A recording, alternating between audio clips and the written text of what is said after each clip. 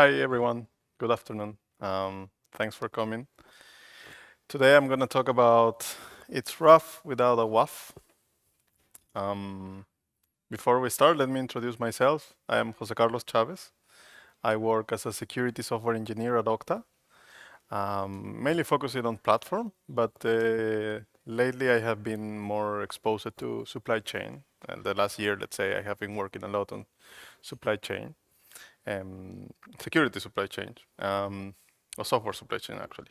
I am a maintainer for a WASP project called Coraza, which is a web application firewall for the last, I don't know, 5 years or something like that. And I am also a open source contributor for more than 12 years. So, supply chain vulnerabilities, I guess you all heard about it. And actually, 2025 has been a really interesting year in terms of supply chain. We have had a lot of peaks, a lot of zero-day vulnerabilities. And actually, if you see the last release of the OWASP Top 10, which is like the reference framework or the security awareness, let's say, list of top concerns in security. In 2025, they released a new category called software supply chain failures, right? And this is, of course, because we pass from the category injection into something more broader, because now it's not only what you can do with these vulnerabilities, but how these vulnerabilities happen, right? Because open source projects are being compromised, like corporate projects are being compromised, but not only in the traditional sense, like, okay, we found a vulnerability, someone made a mistake. It's more about now pipelines are compromised, projects are compromised. So that's why they deserve their own category. 2025. So roughly 48,000 of new CVEs were released in 2025, right? 25K or more than 25K were disclosed in the first half of the year. The severity has been peak. 38% of the vulnerabilities are either high or critical, right? More than 7 in the CVEs score. We also have seen zero-day acceleration, right? Which means that after the CVE was disclosed, it usually took some time until the attackers could actually take advantage of the vulnerability and target systems. Now we see that 28% of the exploits were launched within 24 hours, compared to previously where it was roughly a month until the POCs could be, weaponized and then the attacks could be run. This is partly impulsed by AI, of course, right? Whenever there is a responsible disclosure of a vulnerability, some POC is published, and then someone can take it and put in AI and then target the entire internet, right? It has a wider scope now because before you will target the specific companies, specific organizations, and now you don't need to even know they exist. Just release your attack and see who can you find in the internet, right? So this is also why the scope of the vulnerabilities increased. Still, despite all the new vulnerabilities, despite all the new techniques, despite the AI being used for weaponizing all these vulnerabilities, the same techniques remain, right? The top 2 weaknesses remain being cross-site scripting and SQL injection.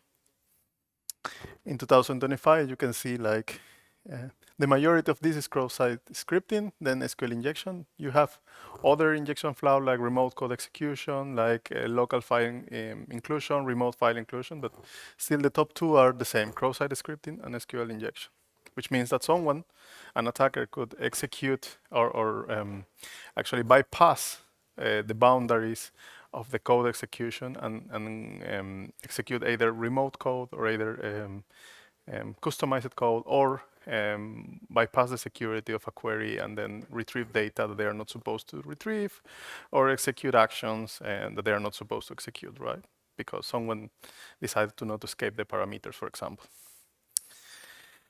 And then but how these failures happen, right? How these, how does how does the supply chain get compromised? Well, there are many reasons for that. There are many explanations. One of the biggest problems is that now that we like most of the internet and most of the software that is being created in the industry rely on the building blocks, which are open source software, right? So if you manage to compromise an open source library, you will be likely to be compromising the entire companies. And what we have seen this 2025 is that malicious code has been injected into these foundational pieces of software, right? And not necessarily something you directly depend on, like tier 1 dependencies, but more like tier 2, tier 3, things that are really, really in the foundation of the libraries, right? For example, the npm size Hulu that compromised hundreds of libraries that you might not even know that you use them, because they are the building blocks for other libraries that are the building blocks for other libraries that actually at that point only make sense to you, to your business, right? So yeah, upstream poisoning is one of the reasons. The other reason is pipeline hijacking, and this is something that has been happening more and more, right? Because now CI/CD becomes a point of failure in the, let's say, the chain of producing the software, right? You have now identity being stolen, credentials being stolen, and through the compromise of CI/CD, because one of the GitHub actions that we are using is compromised, and then it will leak secrets to someone else, specifically to an attacker, or a Jenkins component will be executing unwanted, let's say, logic to compromise your entire pipeline. Still, even if that happened, the produced software will be legit, will be signed, and you will consume it as if it was legit, right? And then you will be compromised. Then we have like the impact has increased because for every reported breach, you have around 5 companies being compromised. So the scope has increased in supply chains. And then it also has a big financial impact. I was reading a report that was saying that 60 billions in 2025 directly impacted by supply chain attacks. So why don't we just patch all the things, right? Let's say there is a new CVE that has been published, and then if we are lucky enough, like the author of the library or the maintainer is gonna release a fix, and then it will publish a version, and then you will have an available version that already fixes your problem. Of course, this is one way to go. It's possible that you will want to patch all the vulnerabilities. Actually, some requirements like FedRAMP ask you to, let's say, patch or fix all the vulnerabilities that are found in your code. But that's not something that in practice will work for everyone. There are a lot of challenges in vulnerability management. First, you have the transparency gap. Let's say that fewer than 50% of the organization have visibility beyond their tier 1, their direct dependencies, right?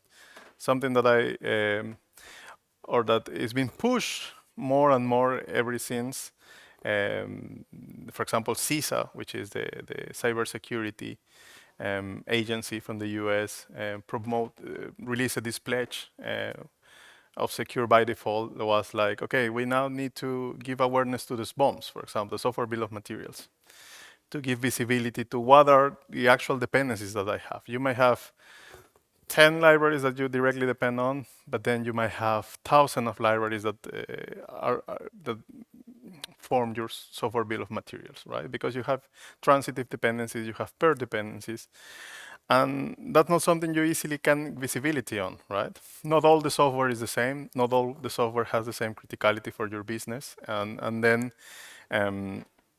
trying to map all the dependencies that you have, all the components that you rely on could be problematic.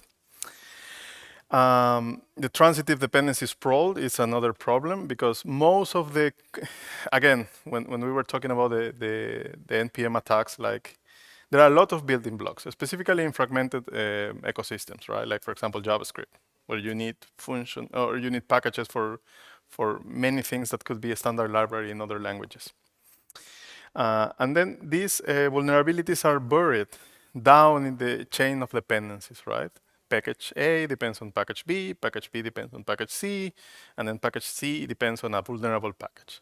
So how do you, unless package A manages to release a fix that includes the fixed version, is going to be really problematic. You will usually need to wait for package D to be patched, and then that fix being propagated all the way up until you get a package A that is free of this vulnerability.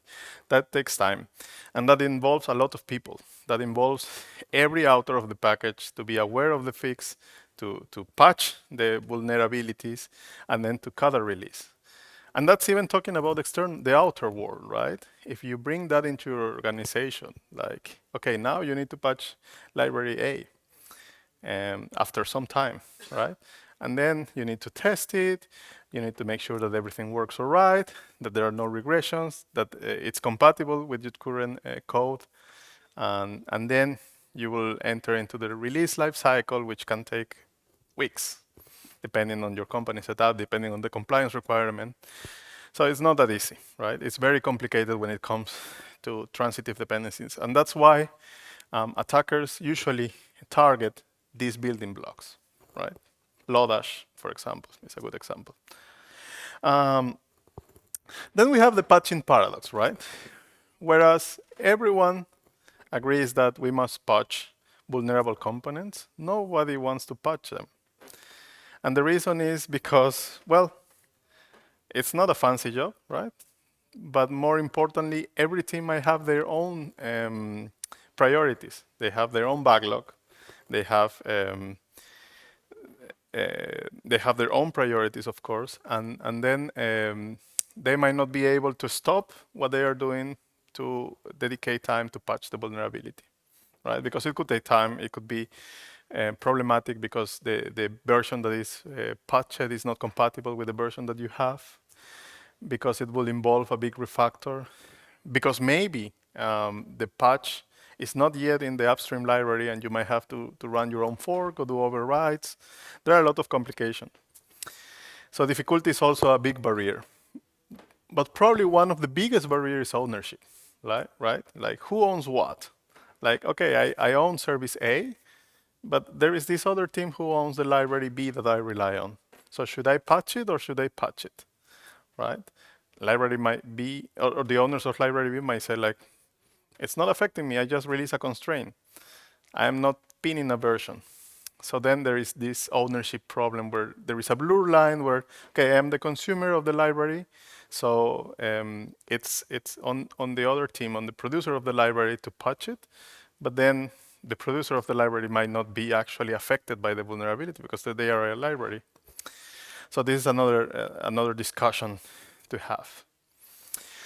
And of course, all this has been augmented by AI threats, right? Because now attackers not only use, for example, scanners usually base their analysis on regexes, right? Finding specific functions, finding specific regular expressions that might carry a vulnerability, like, for example, executing an eval on a string, right, that hasn't been sanitized. But now AI allows and opens the door for running a more specific analysis on logic, right? Okay, regexes cannot understand the context of the code, whereas AI can, right? They can understand what kind of information is flowing through the functions and then design attacks specific to that. Whereas regexes only look for function names, right? So now it's much more complicated. The attack is much more sophisticated in that sense, right?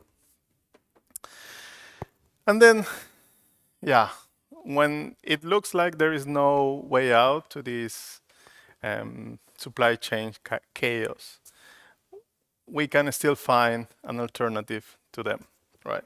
Which is WAF to the rescue. What is a web application firewall? Well, a WAF is mainly a proxy-based tool that inspects the incoming and outgoing HTTP traffic. It's designed mainly for L7, right?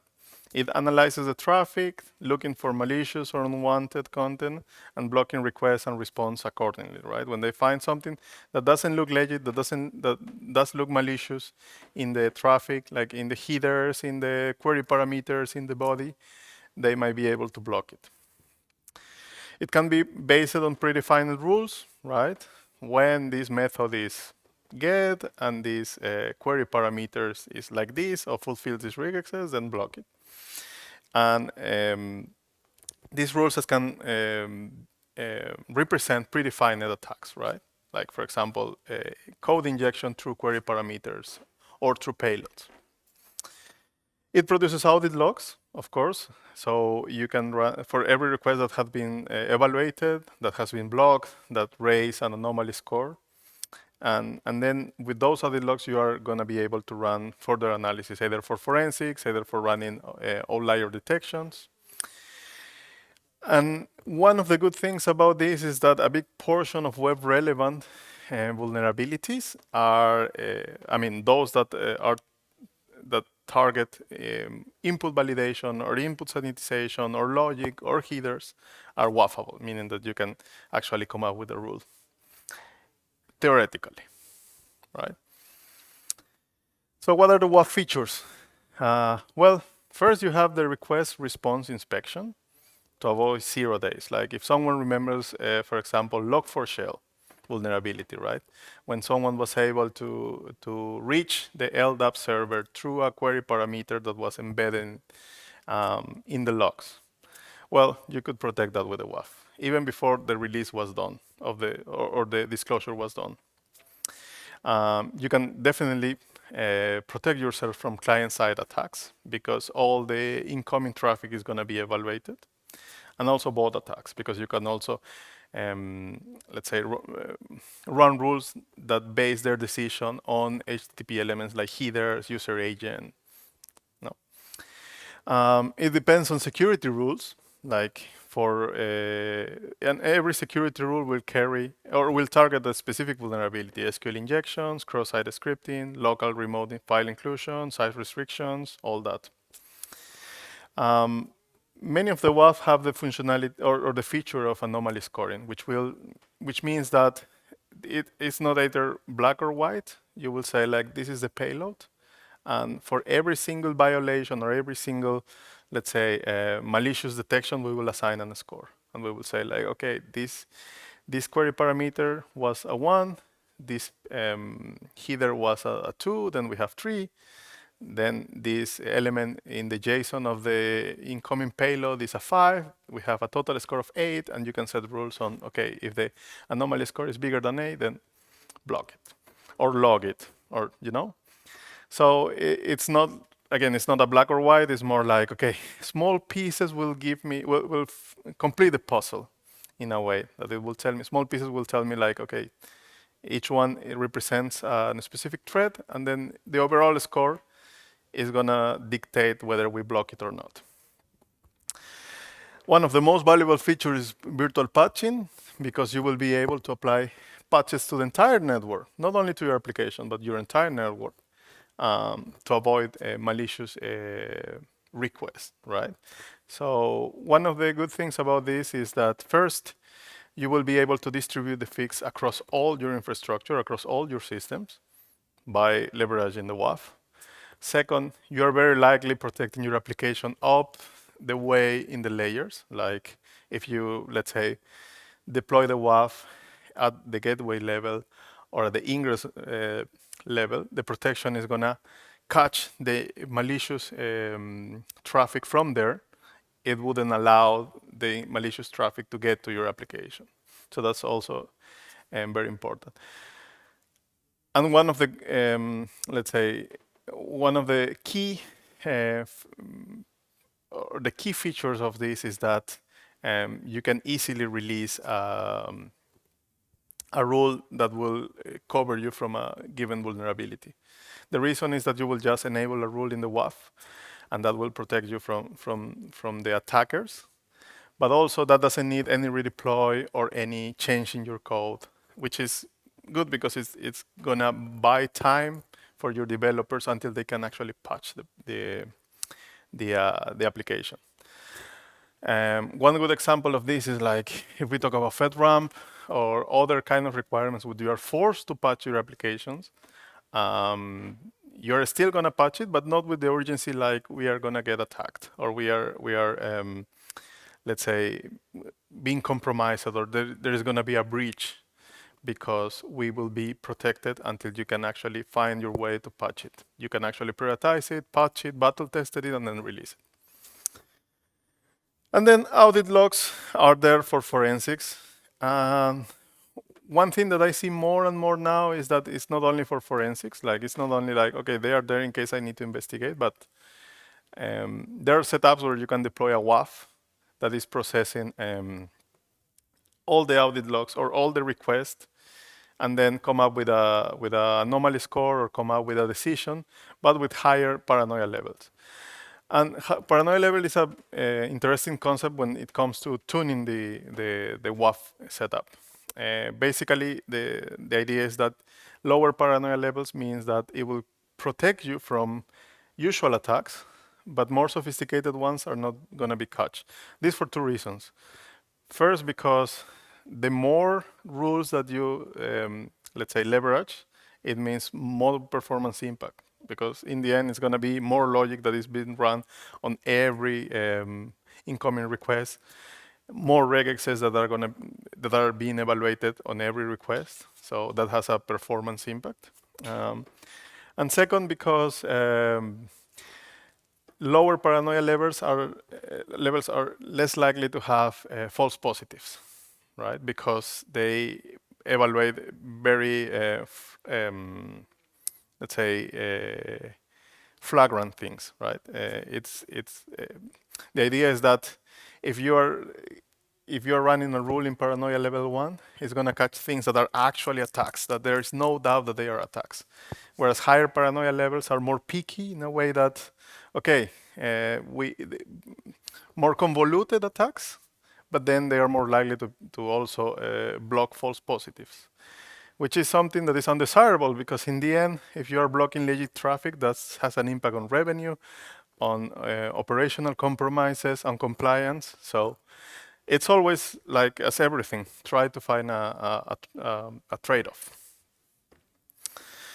So what will be the mitigation strategy? Well, you need a WAF and you need a rule set that is strong, that is battle tested, that has let's say mitigation for most of for the most common attacks. And you can leverage this this strategy must cover three aspects that are very important in security. First, how do you do that proactively? Well, if you read the Migos security research that was released like a month ago or a couple of months ago, their conclusion was that WAFs provide around 48% mitigation or mitigates 48% of the CVEs in their baseline, like in the default setup, right? Which is quite good, which is a really good number, let's say. But if you tune or if you fine-tune the WAF rules according to your circumstances, according to your other security measures, according to your setup, to your infrastructure, you can get up to 80 or 90, right? That means that you will have to go through all the rules and choose which one makes sense for you, right? For example, an easy one is like if my stack is mainly PHP, then I will enable PHP rules. If my stack is Node.js, I won't enable the PHP rules. So I get more performance, I get more specific rules. And then there are also rules that are very specific to platforms, like WordPress, like Drupal, like PrestaShop. So you can tune up your rules to get a higher, let's say, mitigation coverage. But you also need a reactive approach in your strategy, right?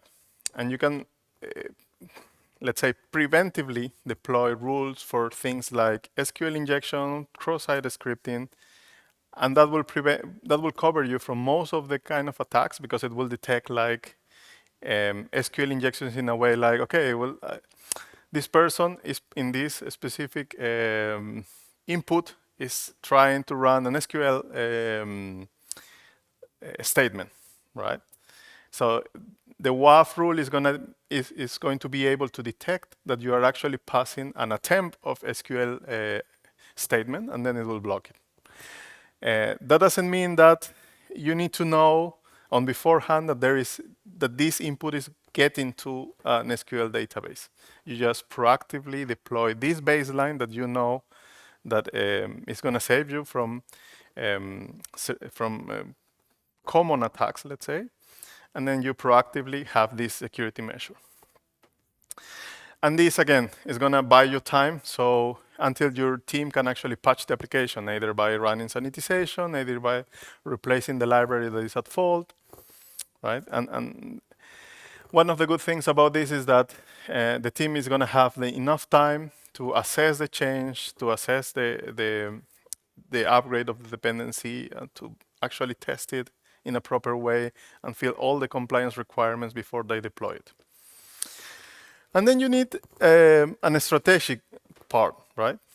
Because like everything in life, I like to think like in life, less is more.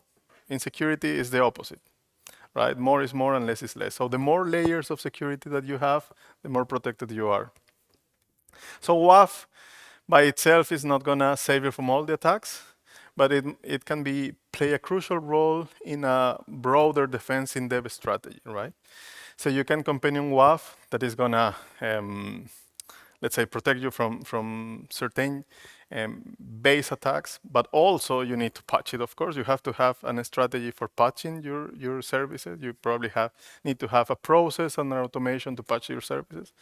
But also you can accompany it like with other security measures. For example, like if you have a vulnerability that is about escaping to the shell through, for example, React to shell, or any other that compromises the shell, yeah, you can accompany the WAF mitigation with hardened base images or distroless images, right? So there is no shell. Or egress policies, right? That will limit the ability of the attacker to get into other components in your network. Or in-app sensors, like you can deploy Falco, another eBPF-based hook that is gonna find things like, okay, in this specific process, there was an attempt of privilege escalation and all that. So even if the attacker managed to bypass the WAF, even if the attacker managed to exploit the supply chain vulnerability, there must be another layer of protection that will cover you from these situations, right? And WAF is one of them, of course. Yet, WAF has some challenges, like every other security measure or security layer, right? One of the first one, and probably the one that generates more pushback in the usage of a WAF, is the manual rule creation, right? Because creating or crafting a rule for a WAF is not so simple. It requires you first to be aware of all the ways where it can go wrong, where you could produce false positives. You need to specifically identify what is going to be the payload that is going to trigger the vulnerability. That is not always easy. It could involve, you might think like, okay, if it's a code injection, I might block all the evils. But evil in what way, right? It could, the payload, what I'm trying to say is like the input could be obfuscated, the input could be like tweaked in a way that your regex might not be able to find it, and you will trigger false positives. So it's kind of complicated to come up with a manual rule. And then you will need to try your rule in a way that, okay, I want to deviate some portion of the traffic to my rule, or I want to enable my rule in log mode to understand what will be the impact in actual traffic, to not to disturb the service. And even for vendors, people who dedicate their life to create rules, it will take a lot of time. I was reading one research that says it was around 41 days, even for vendors. So it's not an easy one. Of course, vendors have different constraints. They have to build rules or craft rules that are generic enough that can cover most of the cases, whereas you know what are your constraints, you know what is your setup like. So it's going to be easier for a customer, but on the other hand, a customer might not have the expertise to build and maintain a rule themselves. So that's one challenge. The other challenge is, of course, the false positive fear, right? So the thing is that usually rule sets are tuned for broader compatibility, for covering all the cases. Like a vendor, it doesn't craft a rule for you, it crafts a rule for everyone. And then it's going to be generic. It must be generic. And because it must be generic and it's not only constrained to your setup, it could cause some false positives. And then this means that whenever you need to enable a WAF rule, you need to go through QA, end-to-end testing, and then rollback planning, and then false positive tuning. Like whenever you have the rule in place and it's already blocking traffic, you need to go through the logs, try to see what requests that were legit were blocked, fine-tune the rule, and repeat the process, right? Go through the logs again, and improve the rules or fine-tune the rules until you get to a point where it's not affecting you. Then how good that mitigation is, right? So that's another challenge. But still, you have much more power because you know your setup. Rule set ownership. Who owns the rules? Is it SRE? Is it security engineering? Is it both? Like SRE in the end are the ones who are in charge of the operational part of the system. And certainly a WAF rule can impact the operational part of the system. But then on the other hand, it's prerogative of security to let's say, to roll out a WAF rule. So who owns the rule and who deals with the consequences? That's another problem when it comes to rolling out a rule in a WAF. Then drift deprecation over time. That's something that you will easily see. For example, some months ago, I saw a rule that has been operated since 2028 and was doing nothing. It was just burning some money. And the reason is because it was protecting us from an attack that for a service that doesn't exist anymore, right? But yeah, who is actively reviewing what rules are we running and what rules must be cleaned up? How do you know actually? Because a WAF usually happens in the first line, right? A WAF usually happens at the proxy level, but you don't. When you write the rule, you have a assumption about who is going to be impacted, what are the services that are going to be impacted. But now, we are in the time of distributed systems. So do you know what are actually the systems that might be affected? What are the components that might be affected and are being protected by the rule? How do you know that they are still, let's say, vulnerable to that? Like, whenever you patch your component and say, okay, we are free of this vulnerability, nobody goes to the WAF team or whoever owns the WAF rule and say, hey, we patched that, you can disable it, right? That's very complicated. That requires processes, that requires discipline. Sometimes this patch can be unintentional. So it's also another discussion to have. And it all comes down to ownership again. And then there is a misunderstanding of the responsibility for WAF mitigation, right? Because vendors release rules and then they expect the customer to fine-tune them. Whereas it might be the opposite, right? The fine-tune might come from the vendors for you to be, or they might enable you to do the fine-tuning. Not you have to manually craft the rule to fulfill your requirements. But that requires deeper understanding of your setups and your system. So that's also complicated unless you have like a specific agreement with a vendor saying like you're gonna craft rules for me or you're gonna tweak the rules for me. It's gonna be complicated. All that said, I wanna still present you Coraza WAF. What is Coraza WAF? Well, it's an open source web application firewall. It's written in Go. It's mainly focused on performance and portability and extensibility, right? When Coraza was born, the idea was like it will replace mod security, for those who know mod security, which was for years the de facto WAF in the industry. But then Coraza had a different mindset. Coraza wanted a WAF that can be extensible, so people can not only extend the functionality through the rules, but also create new, or through plugins, create new functionality. That gives you much more control, right? Because rules cannot, or rules are, let's say, crafted with the HTTP model in mind, right? But not necessarily about the context of the request. It was focused on CoreRuleSet version 4, which is the de facto rule set for WAF. If you any WAF that you enable in your organization, you will see that they also include a flavor or a distribution of CoreRuleSet, because CoreRuleSet has been for years and it still be the reference implementation of rules for a WAF. Now we're in version 3, and it has been production flag. It received the production flag from OWASP, and we have people that is running. We have companies that are running Coraza in production. So all that said, what will be the future of the WAF, given that we have had a very, let's say, move year in 2025 in terms of supply chain vulnerabilities?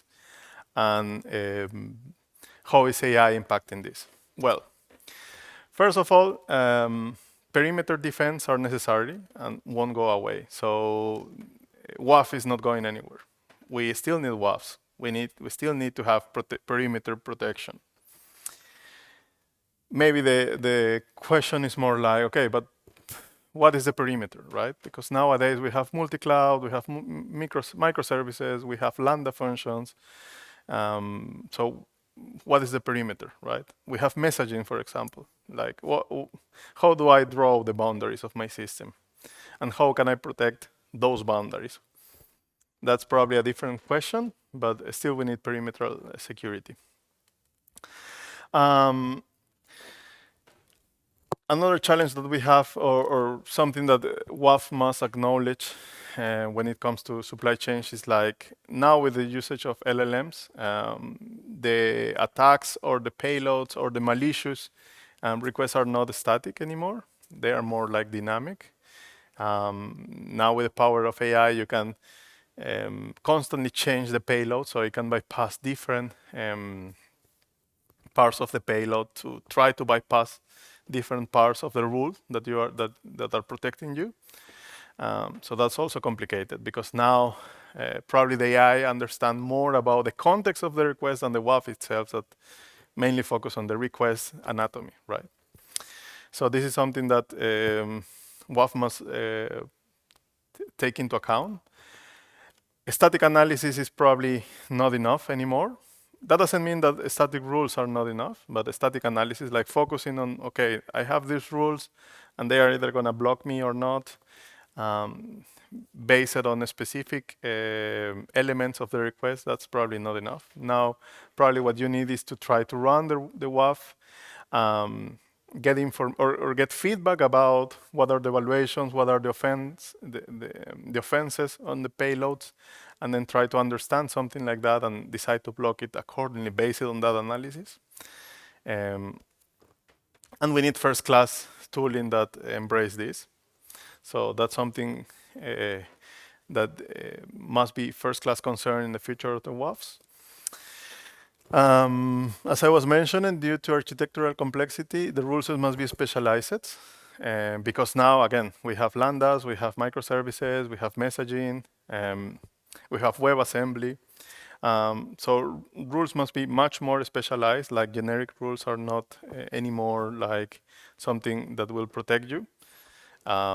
So what makes more sense now is like you have different rules for different architectural patterns or different architectural components, with rules that are specifically crafted to those components, right?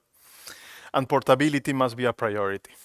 like there should be a way to, or rule sets now must take into account that and say like, okay, this rule is for you that are running on Envoy, this rule is for you that are running on Lambda, and this rule is for you that you're running a classic HTTP server. Rule sets must be continued and enlightened with both application changes and the evolving exploitation landscape, which means that rules should not only learn about the CVE, because that's again static analysis. Rules should also take into account what are the different options that the CVE can offer as an attack, right? So basically, all the possible attacks that can be generated, all the possible payloads that can compromise your system, the rules must take that into account and offer different flavors to that and adapt. For that, you need a, or that lead us to the point where, okay, we need more dynamic rules, right? We need rules that will be evolving from time to time, rules that will learn from their own. So definitely we need a mechanism for that in WAFs, like rules that will be changing based on the feedback they receive on their evaluations. And then all that can be summed up into tooling must be a first-class concern in the WAF landscape, right, to address these challenges.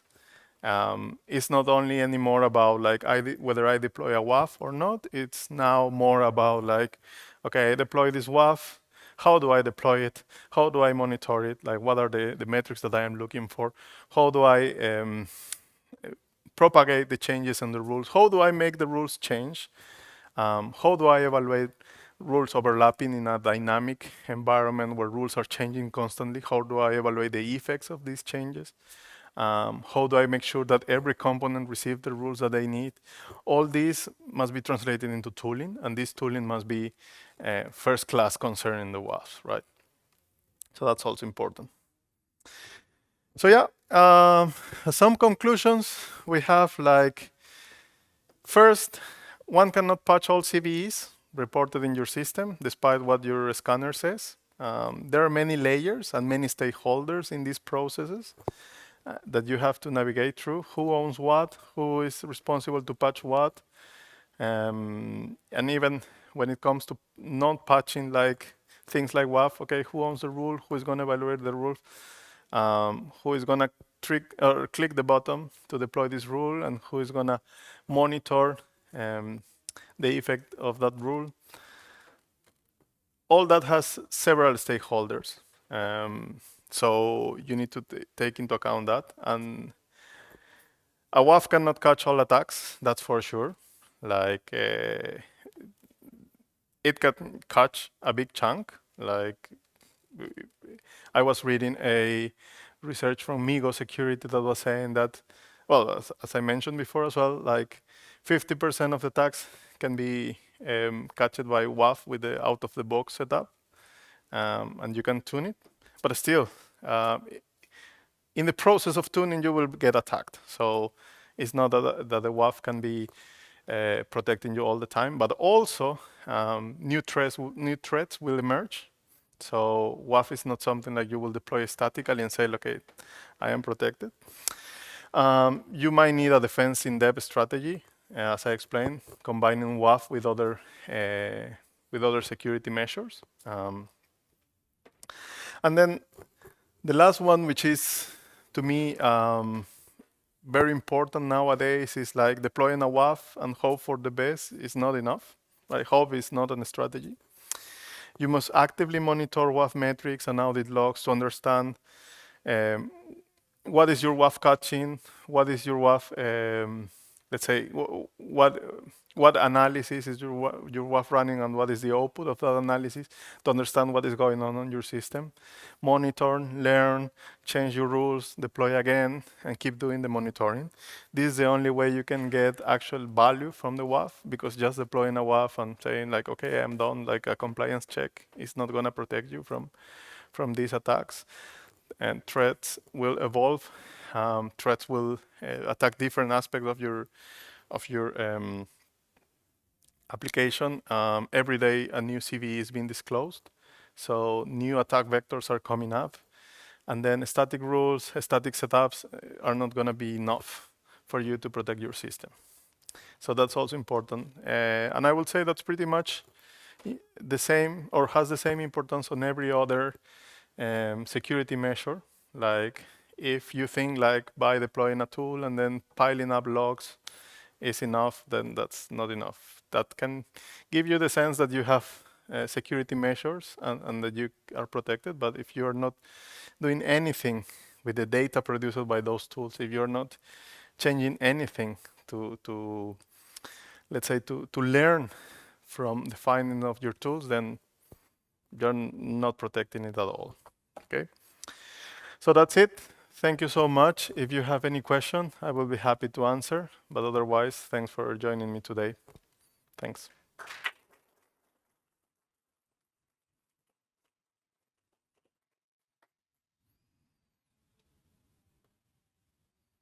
So if you have any question on supply chain, WAF, or Norwegian chocolate, yeah, one over there.